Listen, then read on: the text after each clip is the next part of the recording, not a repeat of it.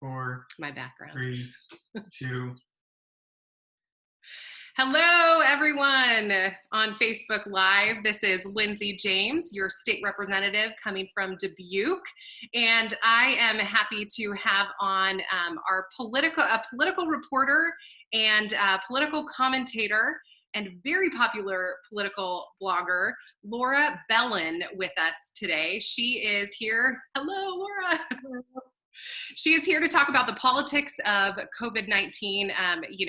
We're watching how COVID is shaping our state and our country. Of course, it's also shaping our politics, but our politics are also, in return, shaping how we respond to COVID. And so, to help us kind of think through all of the politics at play on a state level and at a national level, is our special guest, Laura Belin, who is a political commentator. So if you are just seeing this live, make yourself known in the live comment feed. Say who you are, and certainly post questions that you have. We're going to take some time to answer live questions, but you can post them throughout the entire conversation, and if we can get to it, we'll get to as many as we can. So Laura, before we jump into questions, I want to tell people a little bit more about who you are. Iowans know you best as the primary author of the popular blog Bleeding Heartland. And I love this. Des Moines City View Civic Skinny said you are probably the hardest working and perhaps the best political reporter in the state and one of the best investigative reporters in the state. Okay, so there's more. There's more, Laura. I know there's more. But for everyone out there, the Fix at the Washington Post has an opinion about Laura and Bleeding Heartland.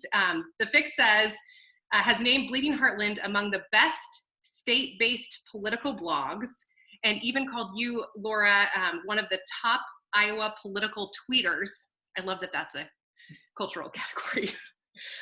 Politico, we all know Politico, put you on its list of early state must-follows. And Charles Pierce of Esquire has called Bleeding Heartland an essential Iowa political blog.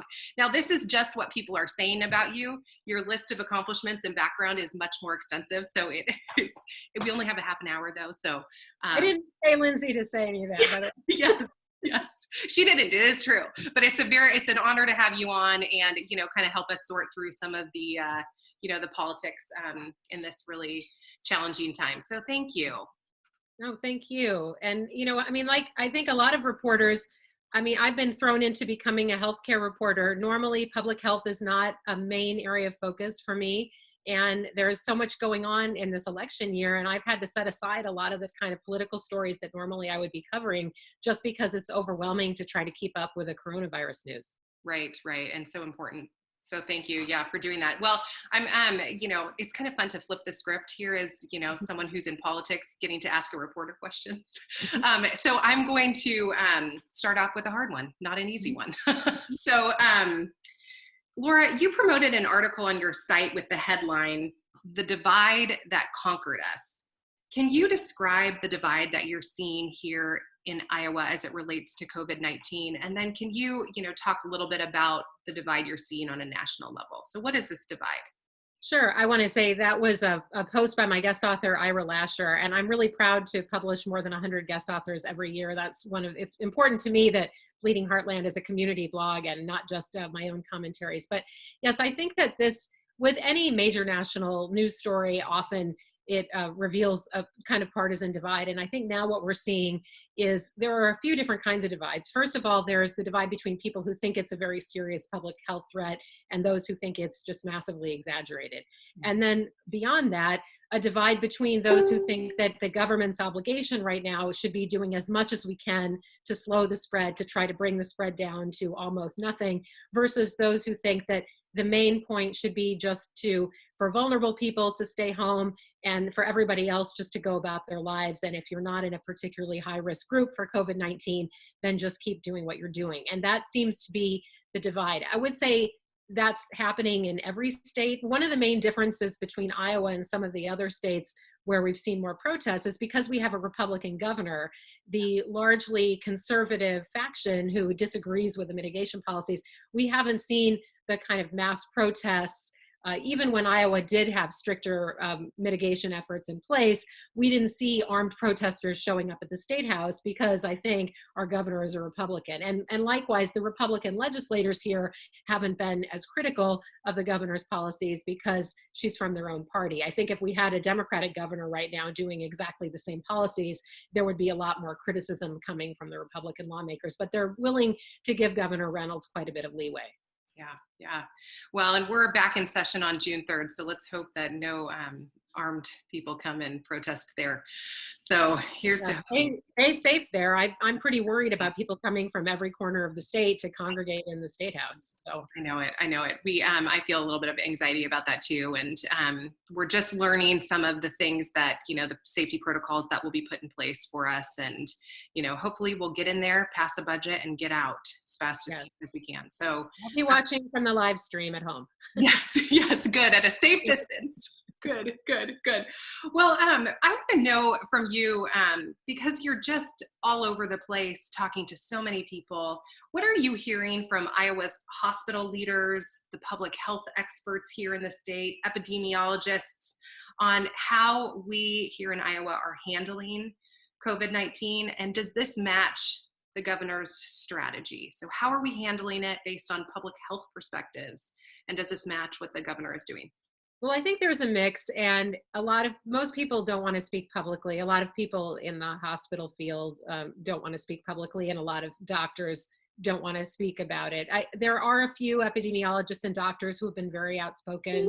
Dr. Rosanna Rosa of Unity Point in Des Moines, and Dr. Eli Perenchevich of the University of Iowa's Medical School. He's an epidemiologist. He's been very outspoken on Twitter. Eli Iowa is his handle, and they're very concerned. And I've been hearing privately from some people in the medical field, they would like to see more people staying home, not just the people in vulnerable groups, the people over 65 or those with underlying conditions. They would like to see all Iowans continuing to really minimize their contact with people outside the household to slow the spread. And I think there's a lot of skepticism in the public health world on whether we really have turned the corner enough to justify opening up restaurants and other kind of businesses that are opening this weekend. Right. Which is, as questions get raised in the live comments. So if you are here watching live, please do ask questions on the live feed, and we'd be happy to get after those. But yes, that is a question in a lot of people's minds.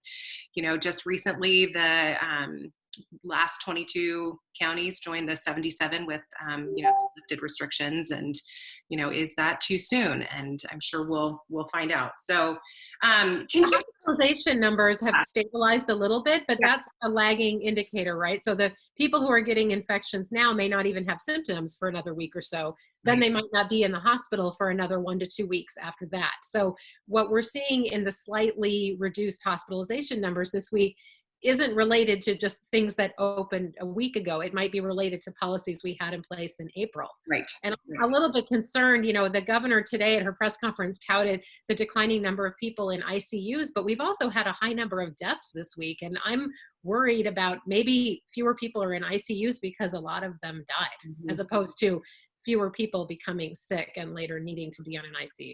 Right.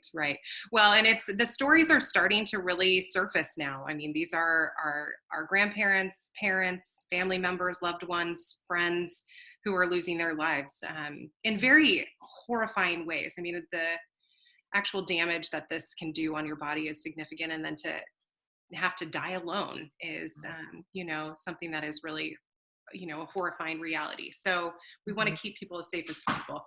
Well, thank you for that. Can you describe for us, you talked a little bit about, some of the strategies, but there's kind of the politics of shelter in place. You talked a little bit about those numbers. Can you talk about how the metrics, play into decisions like shelter in place or opening and reopening?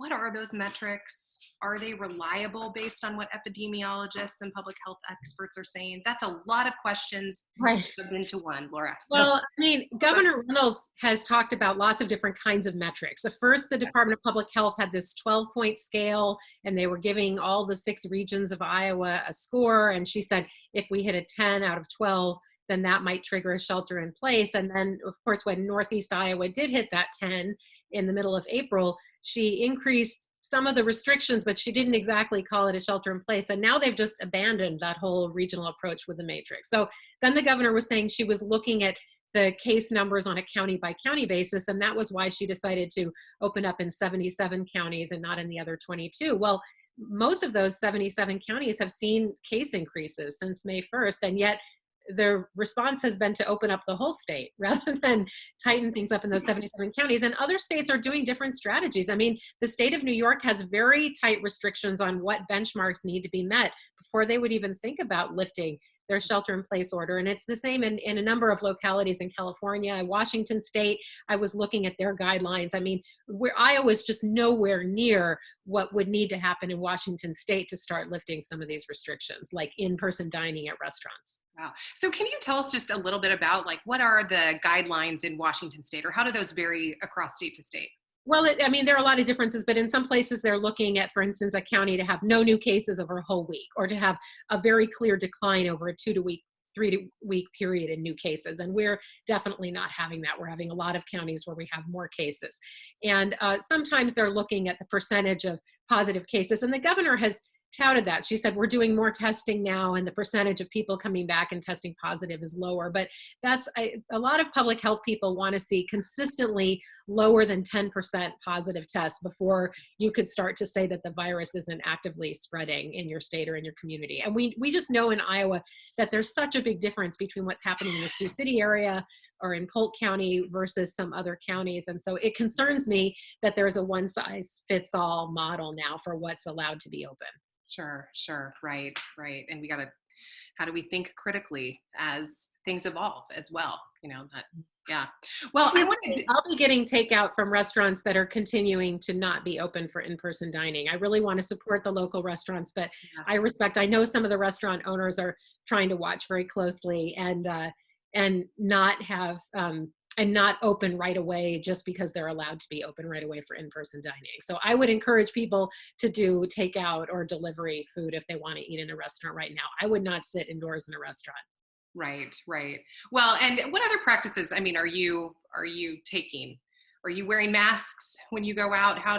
Yes, I've been really minimizing my public outings, and I'm an extroverted person. I mean, I like being out with people. So I've not met up with any friends for any reason lately, really. And that's hard. I understand that that's hard on people. I do walk the dog alone. I don't wear a mask when I'm going out walking alone, but if I go about once a week to Hy-Vee to buy groceries, and I do wear a mask there. I'm ordering a face shield because face shields are actually better than a mask. It covers your eyes. So I've been wearing sunglasses to cover my eyes, as well as a handmade, like a cloth face mask. But that's not ideal situation. But I've been really avoiding unnecessary errands, and I haven't been gathering. When the governor says don't gather in groups larger than 10, honestly, the public health researchers are saying that it's much safer just to avoid socializing with anyone outside your household. So we're not having a few friends over for dinner. We're not having a few friends over for game night. I'm communicating with people virtually or by phone, and I'm not hanging out with people who are not part of my household right now. Yeah. Well, and it's good for our viewers who are listening in live. Here is Laura, who is looking at metrics, across the country, and advice and thoughts from public health experts and epidemiologists all across the country. So it's good to know what kind of the approach you're taking. So that's really quite helpful. So what are the politics behind the metrics? And, one of our viewers asked about, the goalposts. There's particular metrics, and then it seems like the goalpost has been moved. Like, what are the politics behind the metrics? Well, the goalposts have been moved a lot because the governor originally in early April, she talked about how she wouldn't be opening things up in Iowa until things were on a clear downward trend. And that has not happened. And when she initially talked about flattening the curve, it was going to be a reduced number of infections. And now when she says we flattened the curve, what she means is we've made sure our hospital resources haven't gotten overwhelmed. And that was always, it's a big part of flattening the curve, is making sure that you slow the spread enough so that you don't end up like Italy, where they had hospital patients in hallways because they didn't have enough beds for them. And that's a disaster that it looks like we've averted for now. And I mean, thank goodness for that. But flattening the curve is also about reducing the total number of infections and the total number of deaths. So really, I think that the goal should be to just slow the spread of the virus as much as possible. And there are countries with greater populations than Iowa that have brought their new infection rates down to almost zero. They've had much stricter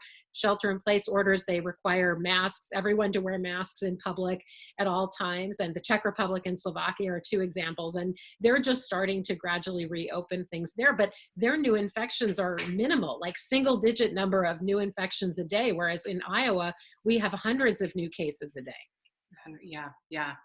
And were you able to surface any of the numbers from today, the governor's press conference? And I know she's been changing her messaging a bit. Yes, well, we had 18 new deaths reported, and I'm just looking at my spreadsheet here.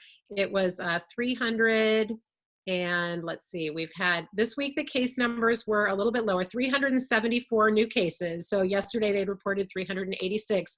And the governor, this I think is interesting, just this week at her press conferences, she started talking about the doubling time. The doubling time is a measure that a lot of epidemiologists use. So the amount of days it would take to double the current number of cases you have. And she's never talked about that before. So I found that interesting. But she says that our days to double have now lengthened to 18. So that we now have a total of just over 14,000 confirmed coronavirus cases. So at the current rate of days to double, we would double that in about 18 days to 28,000 cases. And of course, then the hospitalizations and the deaths follow on from there. I'm just particularly concerned when we already have 336 deaths. That's a lot. That's basically at the level of average traffic fatalities, vehicle crashes for an entire year in Iowa. It usually fluctuates between about 330 and 340, and we're only 2 months into this pandemic. So that concerns me. And we don't know whether, with restaurants and fitness centers opening up and shopping malls, I hope we don't get a new spike of cases, but it concerns me that 4 to 6 weeks from now, we could start seeing a rising death toll from that. Yeah. We have a couple Facebook Live questions that I want to get to. Joseph from West Des Moines, your neck of the woods. His question is, from your perspective, Laura, has the governor's effort really been saving lives and keeping people safe, or has this really been about reacting based upon whether hospitals got overwhelmed? Well, I mean, by her own admission, she's been more focused on making sure the hospitals don't get overwhelmed. And she's often mentioned, I mean, she said that it's a tragedy when anyone dies, but she's often emphasized that most of the deaths have been in vulnerable populations and more than half of the deaths have been in nursing homes. I mean, I really object to that framing of the issue. Friends of mine, a friend's father, he was over age 90 and he was living in assisted living. He got COVID-19 and died last week. And, you know, my friend and his wife were devastated. They weren't able to be with him at any time during his illness. They weren't able to have anyone come to the funeral. And so it's just to say these people were still loved and valued. I mean, you can say, well, it's mainly just the vulnerable populations dying, but where does that leave the people who cared about them? And I feel like the focus has been to get the economy back and up and running, and not on prioritizing what we need to do to keep the total number of infections down and the total number of deaths down. And I fear that we are going to end up with a lot of deaths in Iowa that could have been prevented. Yes, yeah, which is what we do not want to have happen. Mm-hmm. Let me ask another, Evelyn here from Dubuque talks about, she hates it when politicians use words that indicate that COVID-19 will just disappear, Mm-hmm. when in reality, the infection rate just diminishes.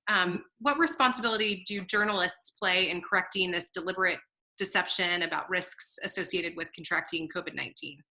Well, I think it's something that journalists are talking about a lot. I've seen a lot of guidance for journalists, and people are worried. And I saw some criticism that early on in the pandemic, there was too much focus in the media about how mainly it was older people who were at high risk, because we do see people in their 20s or 30s or 40s without underlying conditions. Some of them are getting severely ill or ending up in ventilators or dying. And there are even children now. New York State is looking at a lot of cases of an unexplained syndrome in children that looks like Kawasaki syndrome that may be related to COVID-19. So I think journalists really shouldn't be downplaying the risks that otherwise healthy people have from this virus. But I will say, I mean, in defense of Governor Reynolds, she hasn't ever claimed the virus would disappear. She's been saying, we're going to have to live with this virus. It's going to be with us until we have a vaccine.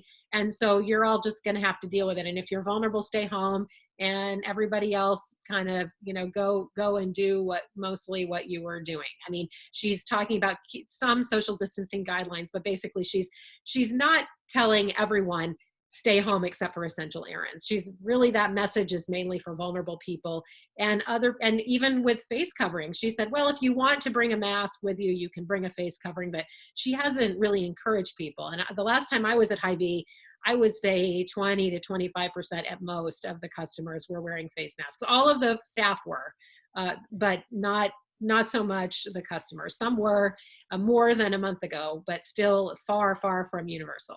Right.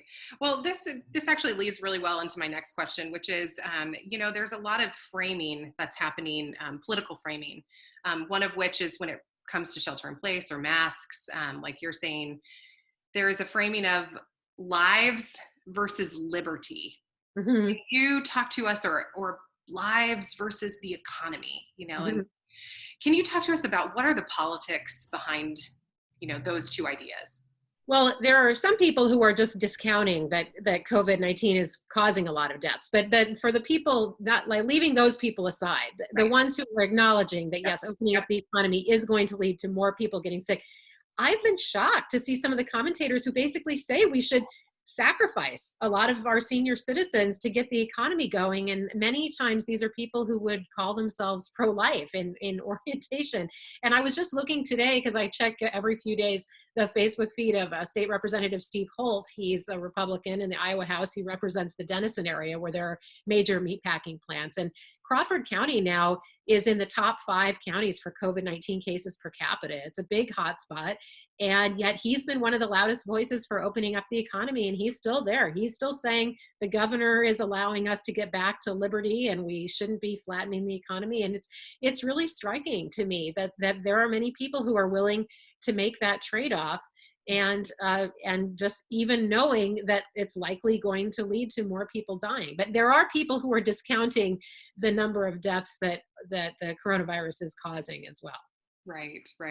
Well, and we're seeing, to talk about, some of you mentioned the meatpacking plants. There is news came out about the disproportionate impact that COVID-19 is having on, members in our minority community. Mm-hmm. We have a lot of individuals, immigrants who are working in meatpacking plants and such. What are the politics? There's obviously, going back to the divide question, that Ira pointed out in his article, there's a racial divide, there's a socioeconomic divide, there's all kinds of divides, but why is there a disproportionate impact on the minority communities? Well, I think the politics would be very different if COVID-19 were disproportionately hitting wealthy white people. I absolutely believe that. And when the governor not only was encouraging the meatpacking plants to stay open, but actually in one of her proclamations made sure that local government authorities would not be able to shut down businesses they thought were a threat to public health, I feel that that's unconscionable. And the Iowa Department of Public Health has been publishing the racial and demographic breakdown of the cases. And I've been checking that just about every day or every 2 or 3 days. And we're running at about 24% of the confirmed cases in Iowa are Latinos, who make up about 6% of the population.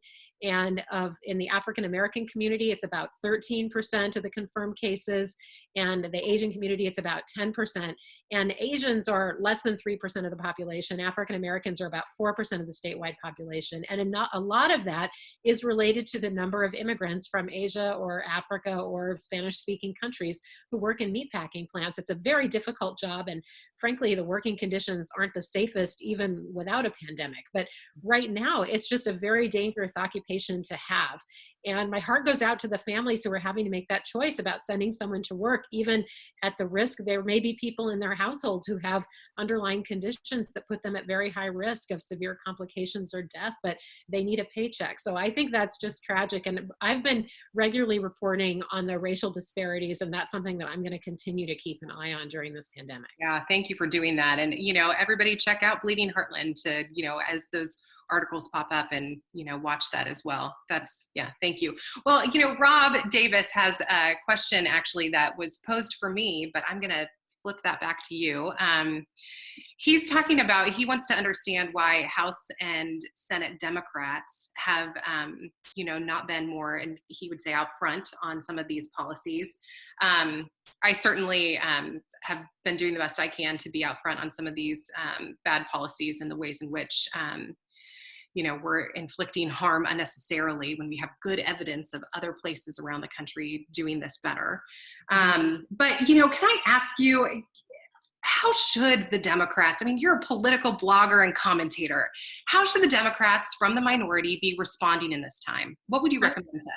I'm not a mind reader, so I can't speak to what's on their minds. And I will say that I perceive that the Democrats have tried to be cautious and not seem to be politicizing by criticizing the governor too much. I think in March, I think that the Democrats were really waiting and hoping that the governor would do the right thing. And then finally, at the last week of March, I remember that House Democratic leader Pritchard and Senate Democratic leader Peterson, they did issue a statement calling for the governor to issue a stay-at-home order, which of course she didn't do. But I think that there's just been a general reluctance to be seen to be too critical of what's happening. Senator Rob Hogue of Cedar Rapids has probably been the most outspoken. I've seen him very frequently using his social media feeds to say people need to be staying home, we need to be doing more. He's been calculating almost every day the rate of increase of COVID-19 in counties all over the state.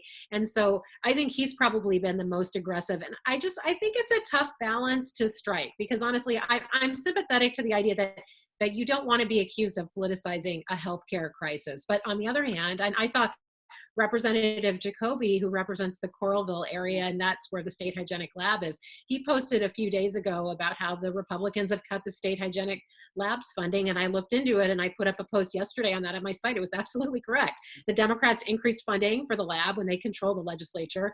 As soon as the Republicans got back in control in the House, they tried to cut the funding.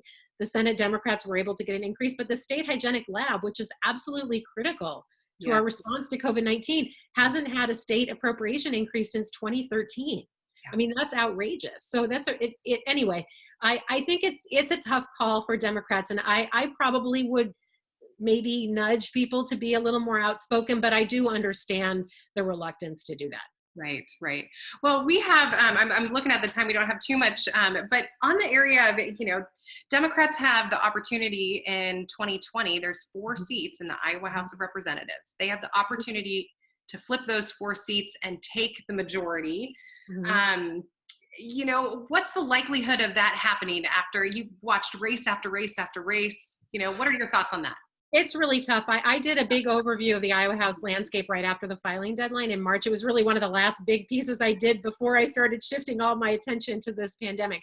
But I could definitely put together a roadmap there are lots of seats that Democrats could potentially pick up, lots of open seats. There are also some tough seats to defend. I think no one knows what the turnout's going to be like. It might be an election that largely happens by mail, but the best thing Democrats can do is try to find an Iowa House or Iowa Senate candidate fairly close to their area and try to get people informed. And the Iowa House is definitely within reach for Democrats, but I think that mostly this November election is going to be a referendum on Donald Trump.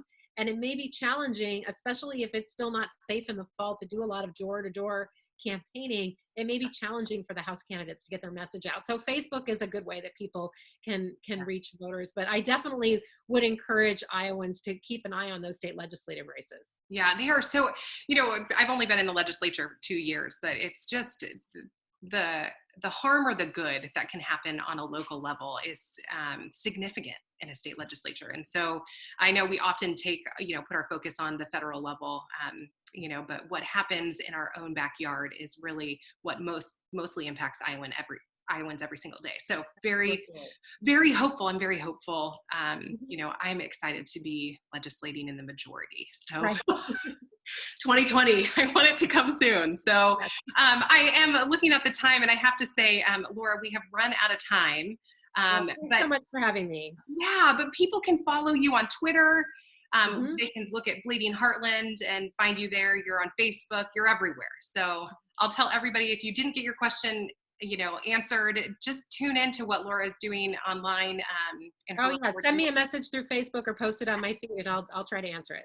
Fantastic, fantastic. And then for those of you who are tuning in, I'll be back again on Monday with Representative Ross Smith and Timmy Brown Powers from Waterloo, and we're actually going to dive into the meatpacking plants and what's been happening in Waterloo. So those two representatives will be with me at 12 noon on Monday. So looking forward to seeing you there, and thank you again, Laura.